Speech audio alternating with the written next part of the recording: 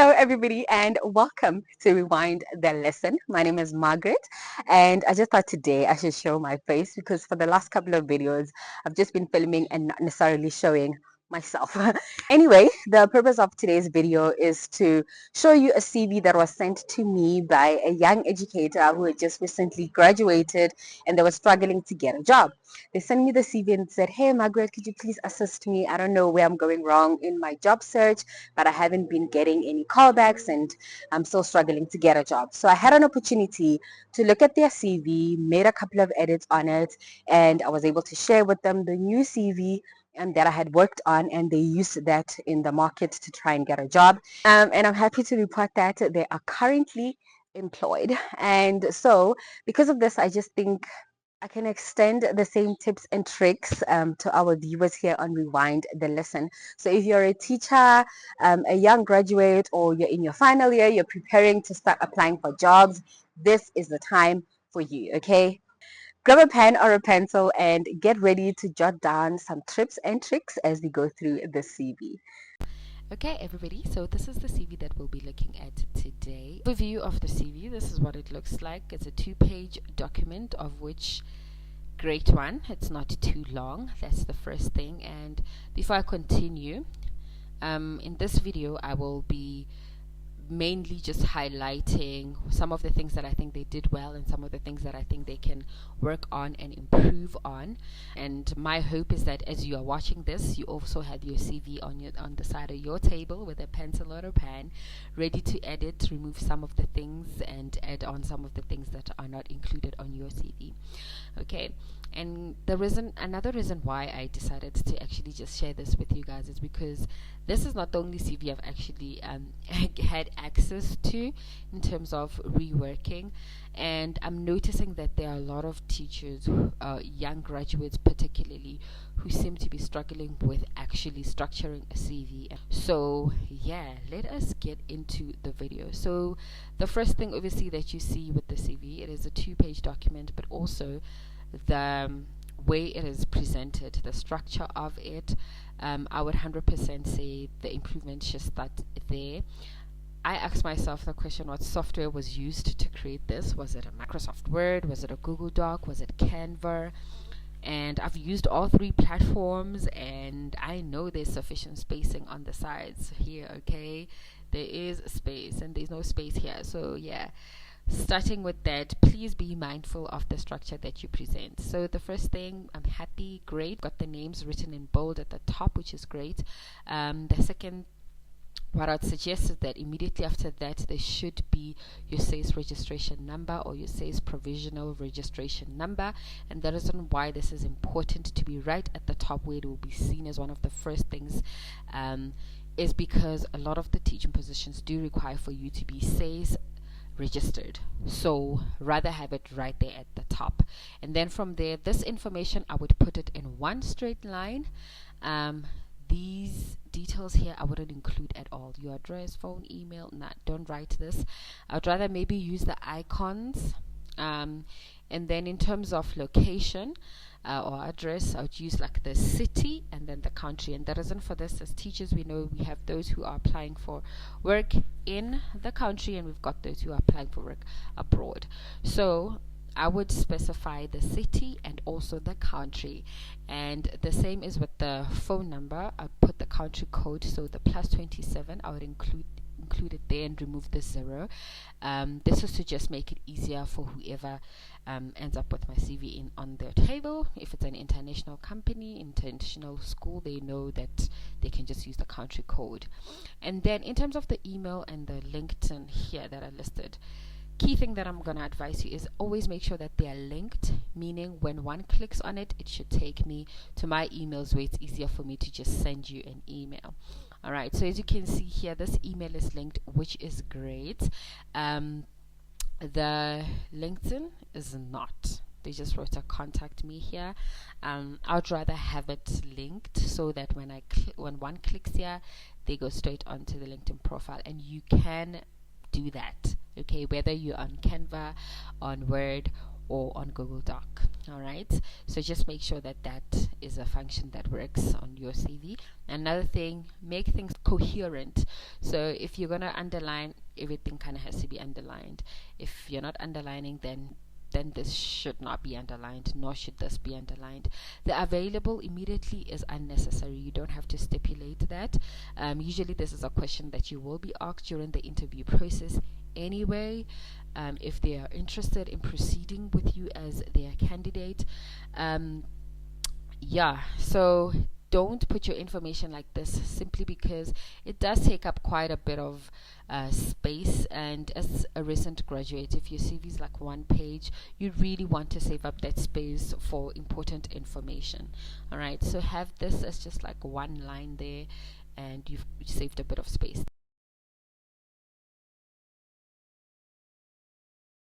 Then here we've got the professional summary or personal statement.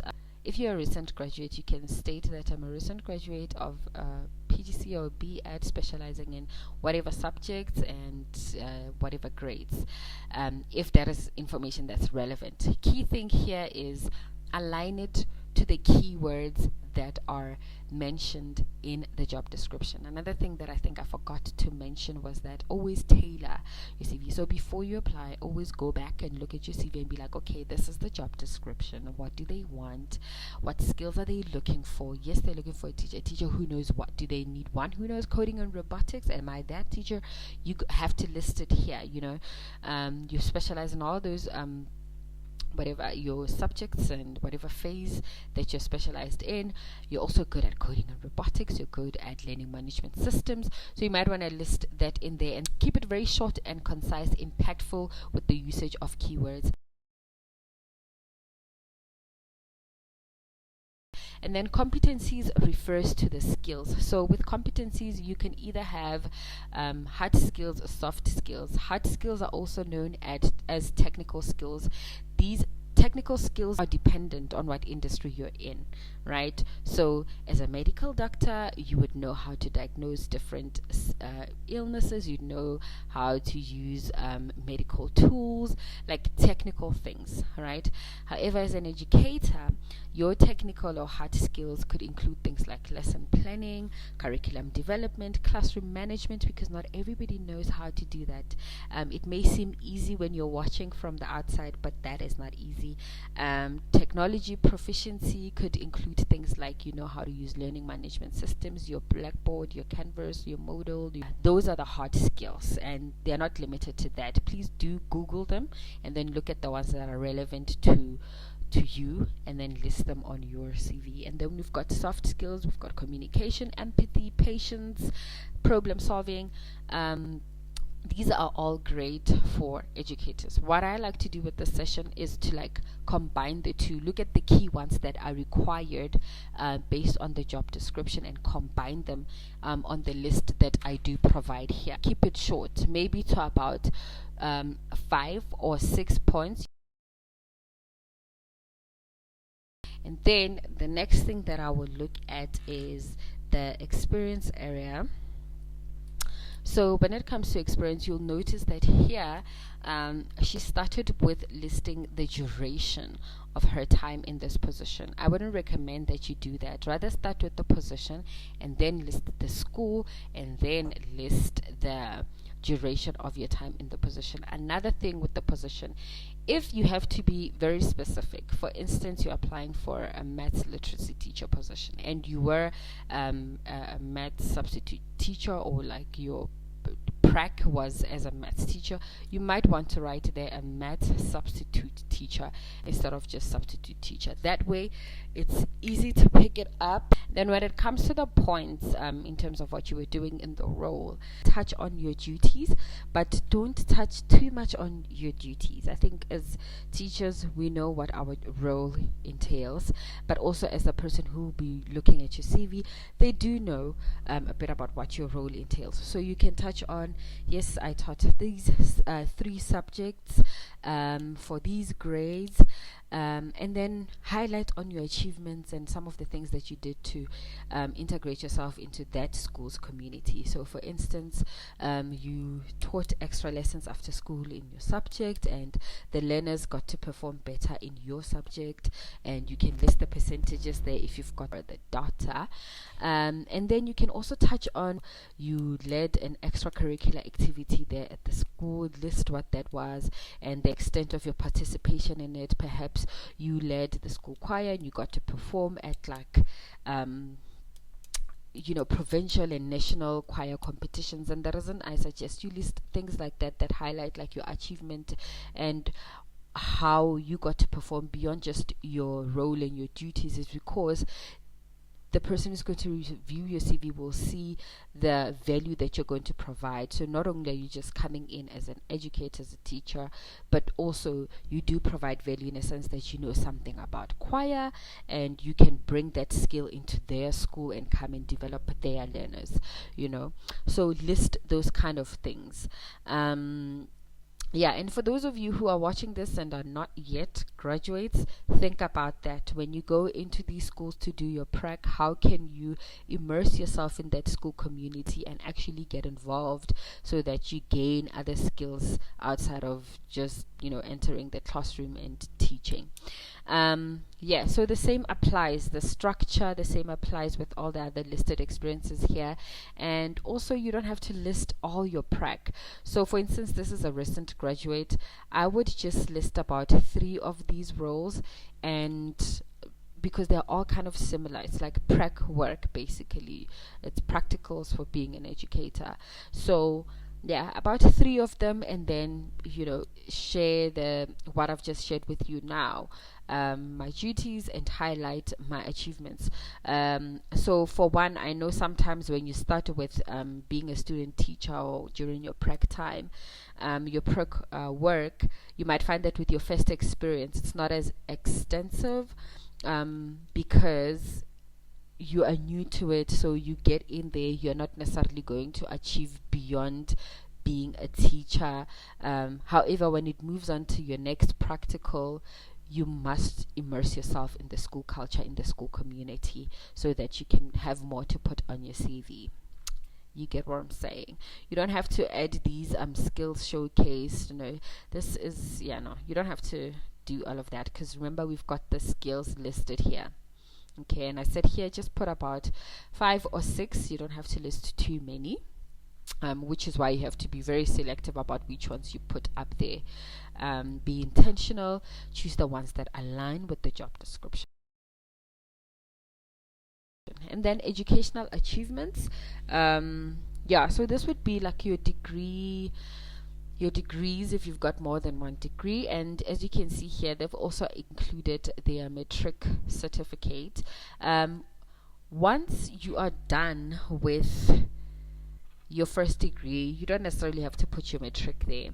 However, if you are applying for work, and I say if you're applying because I know there are jobs that are currently available for teachers who are not yet qualified, and so in those roles you might have to state that you've completed your matric, because you wouldn't be having like your actual university certificate, even though they might request your transcripts, but you might have to include your matric for that.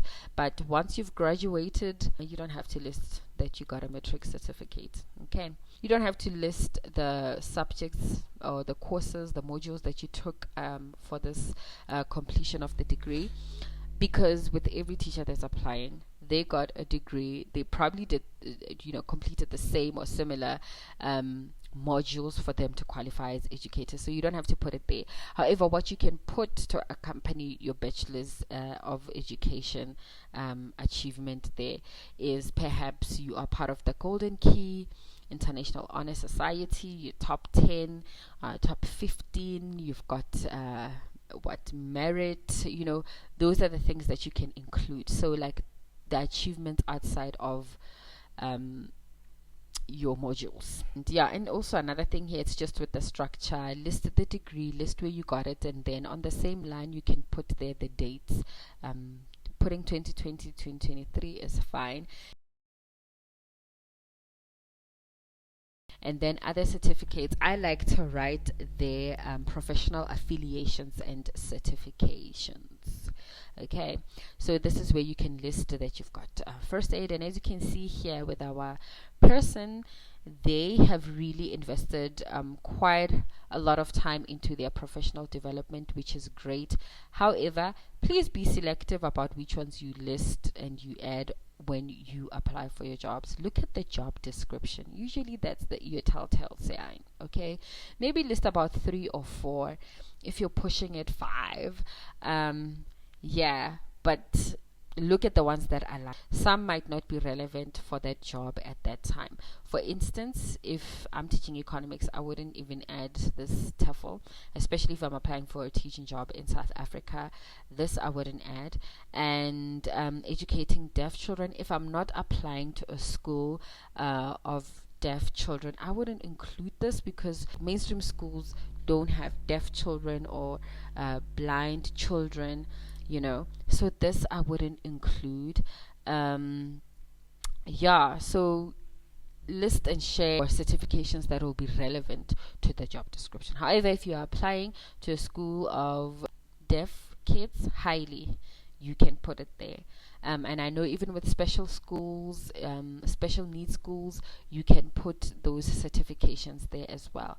References, I don't put these anymore because I've been to interviews where they request the references after the interview is completed. So I think that's not something you should worry about. So you don't even have to put it there, especially in 2025 where we know we've got like Poppy Act.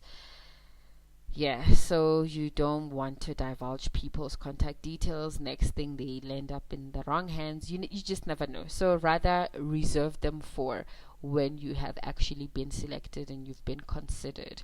However, sometimes the job description might clearly state that you include them. In that case, you should. That brings us to the end of this video, and in the next video I will show you how I was able to take all this information and rework this CV, enhance what we have here. So thank you so much for watching this video. I really hope it was helpful. This is one of the longest probably video that we have on the channel currently, and I am sorry about that. However, obviously I had to go into as much detail as I could in reviewing the CV with you guys. Yeah, I hope it helped. Oh, there's something that I didn't mention. So those of you who are watching till the end, you get to hear this. If you are an undergraduate and you're still in university, at the universities they do offer workshops and sessions around professional development, CV writing, all that kind of stuff, trying to equip you with the skills that will be relevant for when you now start looking for work or once you enter into the work environment. Immerse yourselves, okay? Get involved with all those activities, because that's where you get to sharpen your skills and prepare yourself for the work world. Are you guys attending these workshops, or you think, I got this? Yeah, so if you've got that opportunity to attend, please do attend. But anyway, thank you so much for watching, and yeah, I will see you next week.